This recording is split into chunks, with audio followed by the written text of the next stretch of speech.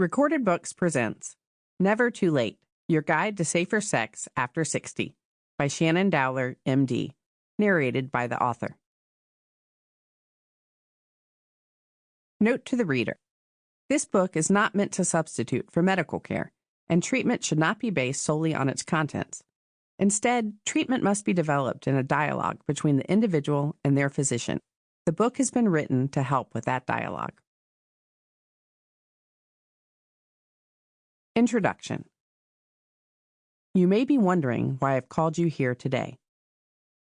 Mary was widowed at a relatively young age, in her early 60s, following a decade of her husband's chronic illness.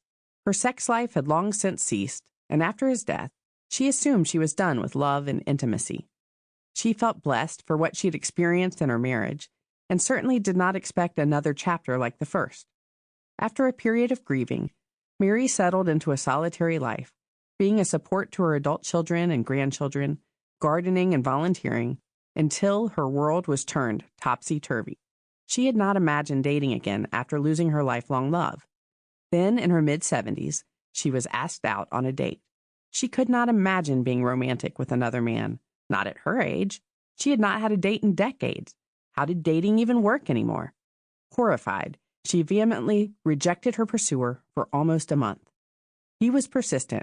She was intrigued, and thus unfolded a tale of two septuagenarians, both widowed, both discovering an unexpected world of dating and intimacy well into their golden years. Mary's story is the new norm. Widowers, lifelong bachelors, and divorcees are finding more and more love, intimacy, and romance later and later in life. So much so that even the popular television show, The Bachelor, is launching a version for seniors looking for love. And there has never been a more opportune time to be in an intimate relationship or have sex. This applies to all consenting adults, but it's especially and uniquely true for the aging population. Who's in that lucky club, you might be wondering? Let's be honest. If we're lucky, we will be part of the aging population because, as my dad used to say, aging beats the alternative. Granted, that darn pandemic threw cold water on some of the fun, but all hope is not lost. Stick around for a deep dive on the impact of the pandemic in Chapter 9. For the purposes of our time together, I'm talking about the 60-plus crowd, and here's the best news yet. You don't age out of sex. Older adults across the country and around the world are experiencing a sexual awakening that all the younger people who might be reading this book can only hope to one day enjoy.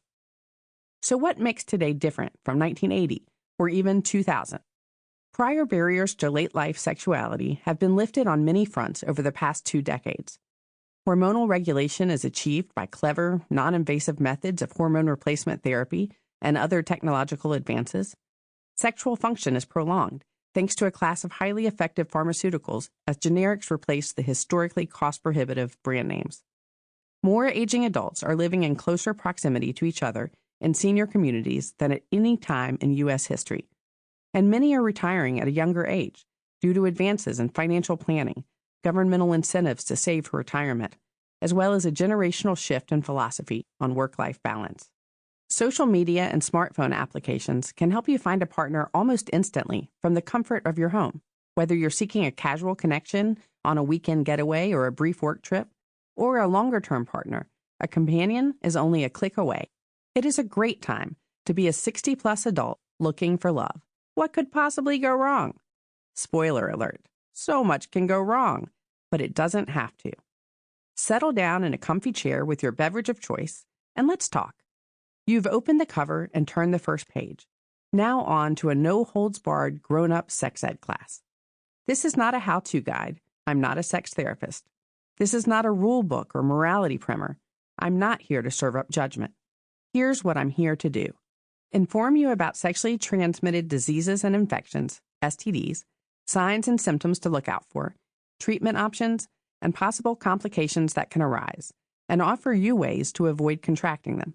Share stories from my life and the experiences of other physicians, friends, and patients to show you real-life examples of what STDs are really like. Educate you about brand new, hot-off-the-press risks to sexual intimacy that have arisen in recent years. Reteach you things you once knew but forgot. help you feel more comfortable talking about sex with your healthcare providers and sexual partners. Sample complete. Ready to continue?